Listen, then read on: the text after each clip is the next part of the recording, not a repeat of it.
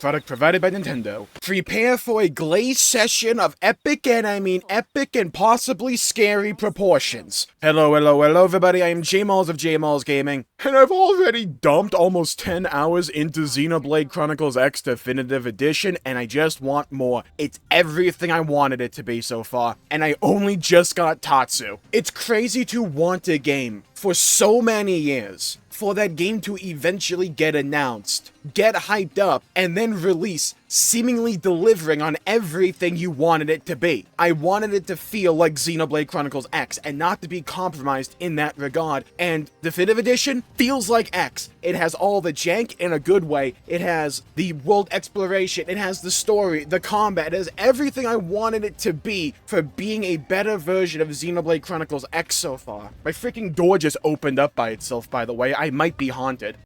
But the game has everything I wanted it to be in terms of what was already there in the original, and just improves it across the board. Either I couldn't read before, or they made some kind of fine-tuning to the combat system, because it comes online so much quicker than it did originally for me. And I get into the thick of it, not the KSI song, and have my arts and my soul voices flowing and going, and it's just a way smoother and more engaging experience with the combat. Like, already it's my favorite combat in the series, and it's not even close. But like, my biggest issue in the original version was how long it took for that to really come online, and it just does it like immediately here. I don't know if I was just really stupid back in the day. Like, granted, that could easily be it, don't get me wrong here. Or if I actually just finally decided to pay attention to soul voices. But I have a good amount of arts, they proc relatively frequently, soul voices proc all the goddamn time, and on top of that, the new mechanic they give you. Quick recast. Whoever designed this mechanic needs to be given a raise and possibly a blowjob, because dude, who is the absolute genius who thought of this? It's like the perfect counter to all the issues Xenoblade's combat can have at times. Being too slow, where you don't have enough to press, or you want to press something, but that son of a jabroni's on like a 30-second cooldown. I can just use a quick cast and spam that jabroni like it's double spinning edge in Future Redeemed. It's so dang good, and it works so well with the soul voice mechanic, because the soul voice mechanic will have your party members call for a specific type of ability or art for you to use to gain a really good buff. So you want to make use of that, but if all of your arts of that archetype are on cooldown, you're just screwed. But with quick recast, you can just use it. Genius. It works. It synergizes. It's the perfect addition to smooth out and round out the combat here. I'm going longsword and assault rifle because I have a borderline sexual attraction to giant swords, I guess. And it's so dang good, and it's so dang fun.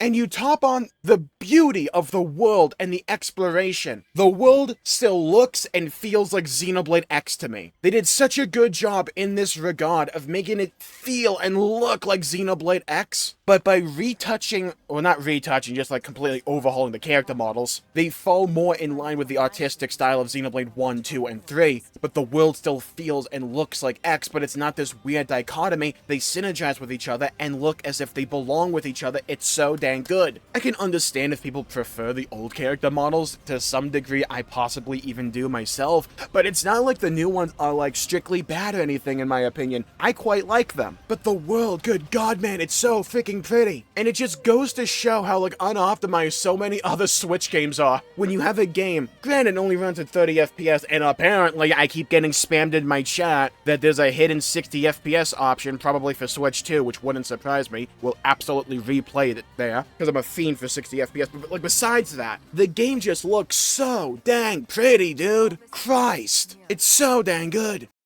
Xenoblade Chronicles X has always been one of my favorite examples of how to do an open world game correctly and properly, where the world itself is the content and not a glorified loading screen. And what they've done, not only in the original Xenoblade X, in terms of having you out and living in this world, doing the content, exploring, going at your own pace, and just having fun with it, but it's like the little changes they made, or at least that seem like little changes on the surface when it comes to Definitive Edition, just flow and work so so well to keep you in that experience. It rounds out so many rough edges X used to have. They're not all completely gone. Hello, weapon or item drop rates. Hello, was it me you're looking for? I spent 2 hours trying to get a fillet from a pig. That son of a jabroni wouldn't drop for me. I think I slaughtered all of the pigs in Primordia.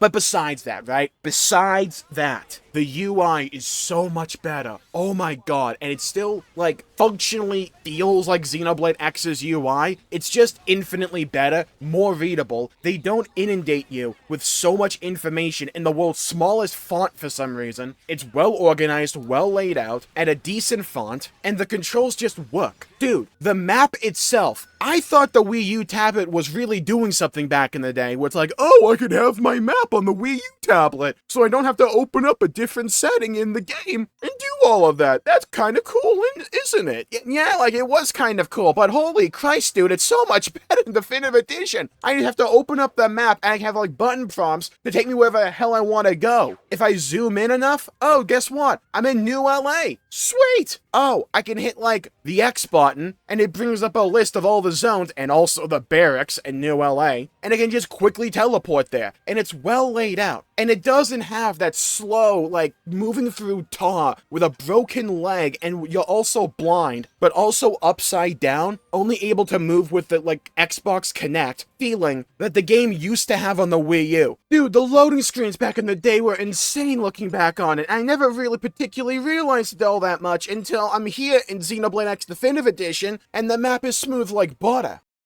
I swear you used to have to, like, load up each zone individually, and that's just not a thing here, which is also infinitely better, by the way. It's like, my god, dude, it just works. Everything just feels like it works better. The fashion system is more in line with, like, the system from Xenoblade Chronicles 1, where so long as you looted the gear, you're good, you have the appearance, unlike Xenoblade X, the original, where you had to keep that son of a jabroni in your inventory for the entire time if you wanted to use it. I digress. But, like, it works better. I feel like information, again, is just displayed to you way more understandably, or just, it's laid out better. And it's one of the things I love about RPGs, is that feeling of getting a sick new piece of gear, equipping it, and being like, oh dude, this feels really dang good. I get that feeling here with Xenoblade X, and that's not really a feeling I ever got in Xenoblade 1, 2, or 3, for the most part. At least to this degree. I love how X leans into the RPG elements Xenoblade has. I think the closest, actually, the series came up to now, in terms of that feeling for me, was, well, original Xenoblade X, but also Xenoblade 1. I just really like how it's handled here. I love getting new weapons, I love getting new pieces of gear, I love looking at the stats and being like, oh, this one might be better for me, this one might not be better for me. Even if I'm not going to use the piece of gear, I might like the fashion for it. Like, I made my guy look like a red-headed Mallows that's voiced by Shido from Persona 5. I gave him a black, like, tank top, one robotic arm, and a scouter from Dragon Ball, and he wields an assault rifle and a longsword, and it just looks freaking cool. And again, that's really early on. I love everything about this game, really. Like, I know in the video I did yesterday, right, I talked about, hey, you may not want to do all the side content immediately out of the gate. You might want to save some of it for when you get the skull, because the skull makes navigation way more seamless and easy. And then I just spend like an hour trying to jump over a mountain because I wanted to avoid 3 mobs that were twice my level in the world's smallest cave known to man. So I just try to jump around the mountain because I can, which leads me to other loot and other things to discover, and also apparently quest objectives that I just had at the top of this mountain. And it was just a really good time, and it was so good, and it's fun, and that's the beauty of Xenoblade Chronicles X Definitive Edition, people. May have just punched my nuts there by accident, didn't feel particularly good about that. One of the greatest things, and I talked about this in the stream I did on launch day for Xenoblade X Definitive Edition, right? Because we had this conversation, right? And it's like, in Xenoblade 1, 2, and 3, the environments are absolutely gorgeous, and they're breathtaking, and they're memorable, and they're unique, and there's great story and all that, right? And eventually, at some point, you'll get to a zone at wherever you see, and it'll be really cool, right? But there is that, like, wanderlust part of our brains, or at least my brain in particular, where it's like, if I see it, I really want to be able to get there and explore it for myself. And you don't exactly get that feeling in Xenoblade 1, 2, and 3. You get it to some degree, just not entirely. But in Xenoblade X, dude, if you see a mountain, if you see a giant thing, and you want to go there, you can just do it. And chances are there's something there. And when the game is able to actively reward that sense of wanderlust the game also is able to instill in you, that's when everything is just firing on all cylinders. When the combat is far more smooth and fun and enjoyable, with the brilliance of the quick recast mechanic. When the story is pretty dang good. Actually, it's honestly better than I remembered being in the early start.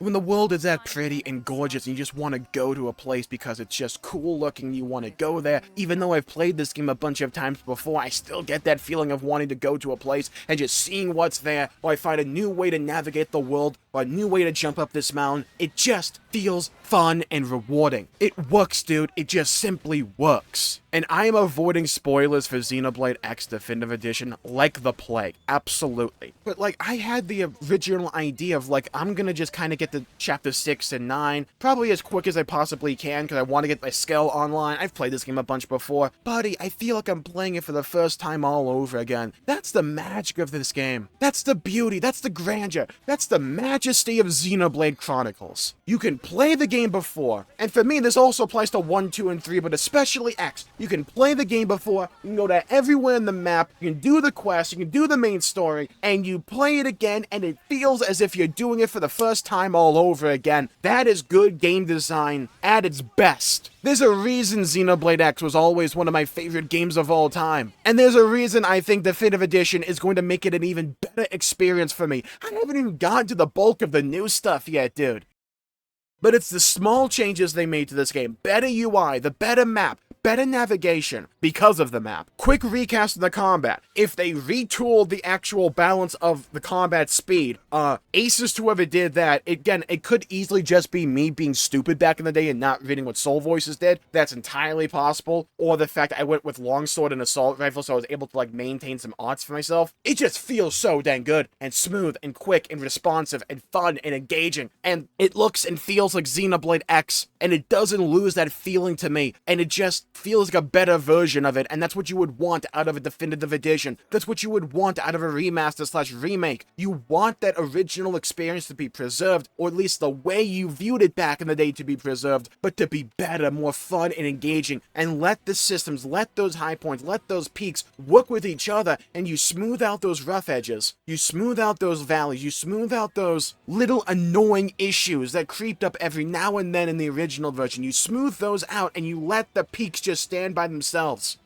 That's what Definitive Edition is doing for me right now. And like when I'm playing it, I want to play more, and when I'm not playing it, I just want to get back into it. Absolutely, positively loving this game. And like at this point, I don't even know if I have any issues. Like I'm trying to think. Oh yeah, the audio balancing is even better on default audio levels. I can actually hear the music and the voice acting going off at the same time, not like one or the other. That's really cool. That wasn't always the case back in the day. I feel like the cinematography is better, but this could just be like my bad memory. I remember a lot more cutscenes with just like an over-the-head shot of like all the characters standing around the table. It feels like it's more, we're gonna zoom in on this character, then this character. That could always have just been the case. It might just be, again, my bad memory. It just feels good, dude. Just feels good.